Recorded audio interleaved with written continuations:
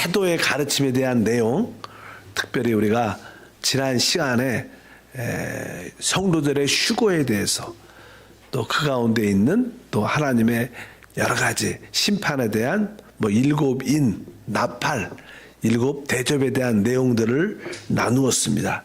오늘은 같은 내용이지만 주님의 재림에 대해서 자세히 보겠습니다. 사실 주님의 재림이라는 뜻은 원래 주님이 오신다는 뜻이죠. coming, 오신다는 뜻인데 그 헬라어로 단어는 원래는 파루시아입니다. 파루시아. 내가 곧 오리라. 재림이죠, 재림. 보통 재림이라는 단어를 쓰지만 우리말은 원래는 영어로는 이렇게 오심, 그분이 오신다, coming인데 그것은 헬라어로 뭐예요? 파루시아. 파루시아라는 뜻은 그분의 임재라는 뜻이에요, 임재. 그러니까 그분이 오시면 그분이 우리와 함께 하심을 느끼죠. 임재한다고 표현, 임재. 원래 임재라는 단어가 파루시아라는 헬라어 단어입니다. 그래서 제가 칭게 때 있을 때 처음에 차양팀을 이렇게 만들고 나서 그 이름을 파루시아 이렇게 써서 파루시아. 우리는 파루시아 있나? 없죠. 이 파루시아, 왜 그 하나님의 그 임재, 오심에 대한. 그래서 우리가 재림은 원래 파루시아라는 그런 단어, 그분의 임재라는 그런 뜻을 가지고 있습니다. 결국 그분이 이 땅에 오실 때 하나님 백성들과 함께 그분의 임재를 누릴 것이다, 이런 뜻이에요. 그렇죠? 그분의 임재. 지금은 우리 영안에서 보이지 않는 그분의 임재를 누리고 있습니다. 그러나 세상 사람들은 그분의 임재를 볼 수도 없으니까 영안에 거듭나지도 않았기 때문에 그분의 임재를 보지도 못하고 결과 믿지도 않습니다. 그러나 우리는 이 거듭난 영안에 오신 그분의 함께 하심, 그분의 임재, 그분의 오심이 우리 안에 있으면 우리는 어떻게 느끼고 체험합니다. 그러나 나중에 결국 공개적으로 그분은 파루시아, 이 땅에 그분의 임재, 오심을 갖게 될 겁니다. 그럴 때는 모든 자들이 다 보게 될 겁니다. 그분은 사실 지금은 부활의 영의 몸을 갖고 계시죠. 영의 몸을. 그래서 그분이 영의 몸이기 때문에 시간과 공간도 초월하고 또 우리는 그분의 임재를 느낄 수 있지만 그분이 진짜 또 나타날 때는 모든 세상의 모든 사람들이 다 그분의 임재를, 파루시아를 이 땅에서 다 보게 될 것이다. 그분의 통치를 보게 될 것이다. 주님의 재림이라는 뜻은 그런 뜻을 우리가 가지고 있다. 그러면 주님의 그 파루시아 임재, 그분의 오시면 어떻게 시작되는가? 그분은 그냥 셋째 하늘에 최고 3층이라고 보통 말하는데 셋째 하늘에 지금 계십니다. 하늘 보좌에 계시는데 셋째 하늘에서 이제는 그분의 임재가 시작해서 결국 이 땅에 내려오죠. 과정은 셋째 하늘에 그분의 임재가 있을 것이고 그 다음에 공중에 오셔서 우리가 공중 재림이라고 우리 보통 일반적으로 신학적으로 말합니다. 공중 재림. 그리고 마지막은 그분의 공중 재림이 이 땅에 지상 재림으로 나타날 것이다. 항상 그 재림이라는 뜻은 그분의 임재가 함께 할 것이라는 뜻입니다. 그러니까 첫 번째는 알다시피 우리가 셋째 3층천에서 셋째 하늘에 이기는 자들이 먼저 대환란전에 휴거가 되면서 그 이기는 자들은 그분의 임재를 누릴 겁니다. 어디에서? 셋째 하늘에서. 그것이 곧 뭐예요? 주님의 재림의 다시 오심의 시작이다. 그래서 알다시피 대환란, 우리가 성경에 보게 되면 마지막 때 세계 통치자가 세계 평화를 위해서 협정을 맺게 됩니다. 이스라엘 중심으로 맺게 되지만 전 세계적으로 세계 통치를, 세계 평화 조약을 맺게 되는데 그리고 나서 그가 3년 반 동안 그것을 잘 이행하다가 3년 반 후에 그가 돌변해서 이제 하나님을 반대하고 이스라엘을 반대하고 또 그 세워졌던 제3성전의 모든 제사 예물을 파괴하면서 자기의 우상을 거기에 세우고 그를 경배하게 만드는 그런 사건이 나타나면서 이제 적그리스도로 어떻게 보면 돌변하게 돼서 세상을 3년 반 동안 통치하게 되는데 그 3년 반 기간을 우리가 보통 대환란 기간이다. 그래서 그 3년 후 3년 반 기간에 대환란 임하기 전에 이기는 자들은 먼저 어떻게 우리가 배웠죠? 휴거가 된다 그랬어요. 얼로? 바로 하늘 보좌로. 하늘에 있는 시온산으로 휴거가 된다. 그래서 그들은 이제 뭐 그때부터 하나님의 임재 파루시아를 누리게 됩니다. 하나님의 함께 하시면 우리 주님이 말하죠. 내가 세상 끝날까지 너희와 함께 할 것이다. 이것도 뭐예요? 주님이 우리 믿는 자들을 영 안에 오셔서 함께 하시는 것을 역사하는데 그때는 진짜 하나님 임재를 누릴 것이다. 그래서 그 셋째 하늘에서의 하나님의 임재 파루시아는 어떤 자들이? 이기는 자들이. 그래서 그 이기는 자들을 우리가 계시록 12장에 보게 되면 어떻게 기록되느냐. 거기서는 나는 남자아이라고 표현을 합니다. 여기 12장 1절을 보면 이런 말씀이 기록되어 있습니다. 하늘에 큰 이적이 보이니 해를 옷 입은 한 여자가 있는데 그 발 아래는 달이 있고 그 머리에는 12별의 관을 썼더라. 하늘에 큰 이적이 있다 이렇게 말을 하는데 해를 옷 입었다니까 그냥 그 등 뒤에서 해가 쫙 비친다는 뜻이죠. 해를 옷 입.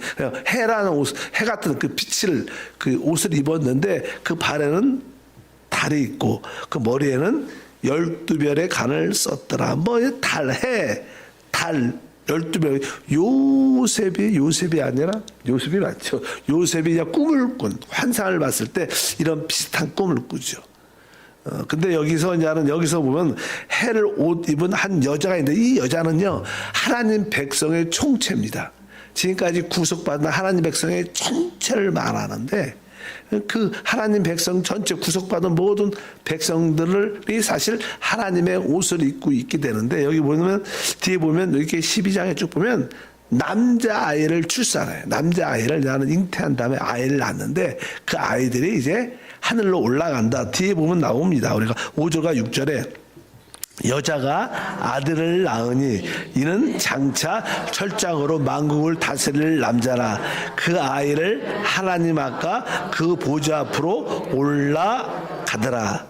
여기 보면 그 여자가 광야로 도망하며 거기서 1260일 동안 그를 양육하기 위하여 하나님께서 예비하신 곳이 있더라. 여기 보면은 1260일 3년 반 42달, 3년 반, 한때, 두때, 반때, 이렇게 해갖고 그냥 그 대환란 기한을 성경에서 몇 번 언급을 하죠. 뭐, 한때, 두때, 반때. 여기 42달을, 또 여기가 1260일. 대환란 3년 반 전에 이 아이가 하늘 보좌로 올라간다는 이야기 기록되어 있습니다. 그래서 이 여자가 낳은 남자아이는 바로 여자는 하나님 백성의 총체고 하나님 백성 가운데 특별히 강한 자들, 누구예요? 이기는 자들, 남자아이라고 지칭하죠. 그런 남자아이들이 출산한다. 교회 안에는 많은 성도가 있지만 그 중에 누가 있는 거예요? 이기는 자들이 있어요. 남자아이들이 있다는 거. 그것을 나는 또 다른 말로는 그 14장에서는 처음 익은 열매다 이렇게 말합니다. 처음 익은 열매. 뭐 모든 것이 그냥 곡식 익어갈 때 처음 잘 익은 열매는 바로 하나님의 성소로 하나님의 성전으로 갖고 가지만 나머지는 대다수 추수한다는 그런 이야기를 계속하면서 우리가 그런 통해서 여기서 바로 남자아이는 근데 이 남자아이가 누군가 그냥 구약부터 신약까지 이미 이긴 순교한 자들을 의미한다. 순교한 자들 이미 사실 믿음으로 충성된 거 이긴 사람들이 지금 많이 있었죠. 다윗도 그렇고. 근데 이런 사람들이 지금 죽은 가운데 있죠. 나온 가운데서 안식을 하고 있는데 그들의 부활의 몸을 기다리고 있습니다. 이들도 결국 뭐요?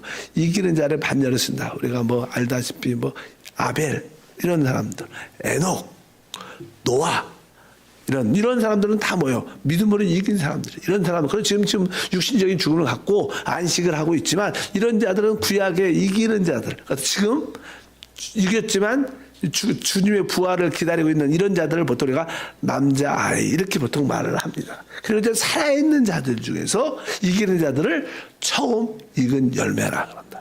그래서 남자아이와 이 땅에서 살아있는 우리 가운데 이기는 사람들이 있죠. 이런 사람들은 뭐 처음 이걸로 대환란 전에 우리가 하늘 보좌 앞으로 휴거돼서 하나님의 그 파루시아 임재 그분의 오심을 누리기 시작할 것이다. 이게 그냥 성경에서 말하는 파루시아 그분의 재림 임재에 대한 시작을 갖게 됩니다. 근데 그 결국은 무엇이냐? 결국은 그분이 아까 공중의 재림 파루시아를 갔다가 그분은 결국 이 땅의 지상에 재림을 해서 이 땅에 그분의 나라를 가지고 올 겁니다. 그러면서 그 모든 게 그냥 끝나게 되죠. 그때 마지막 때 그분이 이 땅에 나타날 때 지상 재림할 때 어떠한 모습인가, 이게 데살로니가 후서 2장 8절에 그 말씀이 기록되어 있습니다. 그때 불법한 자가 나타나리니 주 예수께서 그의 입의 기운으로 그를 죽이시고 강림하여 나타나심으로 패하시라. 그러니까 나는 마지막 때 불법한 적그리스도가 나타나서 이 세상을 통치하고 하나님 백성을 핍박하고 죽이고 하나님을 대적할 때 주님이 마지막 때 나타나셔서 그 입의 기운으로 그를 죽이시고 강림하여 뭐라 해서 나타나심을 패하시라. 그의 강림하여 나타나심으로, 여기서 나타난다는 것은 바로 이 영의 육신적인 눈으로 보게 나타난다. 영광의 빛으로 그분이 나타난다. 이런 나타나심이 그런 뜻입니다. 여기서 나타나시면 그분이 우리 눈에, 육신의 눈으로, 사람의 눈으로 보인다는 거예요. 그분이 실제로 이 땅에 보이게 나타날 것이다. 우리가 그분이 공중 재림하실 때는, 공중 재림할 때는 그분은 구름을 옷 입고 있다 이렇게 표현해요. 구름을 옷 입고 있다. 그러니까 그분이 보이지 않는 거예요. 공중 재림할 때 보이지 않습니다. 그분이 조용히 셋째 하늘에서 공중으로 재림하셔서 이제 모든 사람을 이렇게 휴고시키죠. 대환란. 공중 재림은 대환란, 보통 우리가 대환란 마지막 게 추수, 하나님 백성 중에서 다 거의 다 익어갈 때, 또 보면 대환란의 최고의 절정 때 대부분 사람들을 휴고시켜서 바로 그때는 바로 공중 재림인데, 그때는 보이지 않을 겁니다, 보통 사람들. 그러나 지생 재림할 때는 이렇게 말하니까 강림하여 나타나시는 그분이 영광의 빛으로 나타날 것이다. 그분이, 우리가 종종 우리가 하나님을 만난 사람들은 그분의 영광을 볼 때 막 앞에 엎어지요. 그 영광의 빛에 감당이 안 되니까. 그분이 이제 나타날 때, 지상 재림할 때 영광의 빛으로 나타날 겁니다. 그럴 때는 뭐 모든 적그리스도, 하나님을 반대하는 자들이 다 아무 지푸레기처럼 아무런 가치도 없는, 그렇게, 왜? 그분의 영광이 워낙 강하니까 다 이렇게 잠재워질 것이다. 이런 뜻으로 그분이 영광으로 나타나심으로 지상 재림이 완성될 것이다. 그래서 마태복음 24장 27절에 보면 그분이 지상 재림할 때의 모습을 이렇게 말하죠. 번개가 동편에서 나서 서편까지 번쩍임 같이 인자의 임함도 그러하리라. 여기서 말하는 인자의 임함은 이 지상 재림, 마지막 그분이 영광 가운데 모든 자들이 보다. 여기 보니까 번개가 동편에서 나서 서편까지 번쩍이까지, 그분이 지상 재림할 때는 온 지구에 있는 모든 사람들이 다 그분의 오심을 다 볼 거예요. 우리가 여기가 뭐 번개가 번쩍하면 모든 사람이 다 보잖아요. 그런 것처럼 이 주님이 지상 재림할 때는요, 모든 사람들이 다 보게 될 겁니다. 이것을 말해 지상 재림의 오심을 나타난 줄 묻습니다. 그래서 이제 그때 이제 이스라엘 백성들이 주님의 그 영광 가운데 나타나는 걸 보고, 야, 우리가 그렇게 믿지 않고 반대했던 그 예수가 진짜 하나님의 아들 그리스도, 우리의 메시아구나. 그러면서 그들이 통회하고 자복하고 그분을 영접하게 될 것이고, 그들은 구원받게 될 것이고, 세상 사람들은 하나님의 심판 가운데 있게 될 것이다. 그런 이야기가 쭉 기록되어 있습니다. 그래서 아까 첫 번째, 셋째 하늘에서의 하나님의 파루시아 임재, 하나님의 오심은 시작된다. 이기는 자들로부터 그분의 임재를 누리게 될 것이고, 그리고 그분은 어떻게 돼요? 공중에 오실 거예요. 셋째 하늘로부터 이제 점점 공중으로 그냥 오실 텐데, 공중에 오시는 그런 이야기가 그냥 말씀이 기록되어 있는데, 우리가 마태복음 어느 때 그분이 오실 것인가, 그분이 어느 때 공중 재림하실 것인가, 그와 때와 시는 알지 못할 것이다, 그렇게 말을 하죠. 읽어보니까 마태복음 24장 36절부터 39절 읽어보니까, 그러나 그날과 그때는 아무도 모르나니 하늘의 천사들도 아들도 모르고 오직 아버지만 아시느니라. 노아의 때와 같이 인자의 임함도 그러하리라.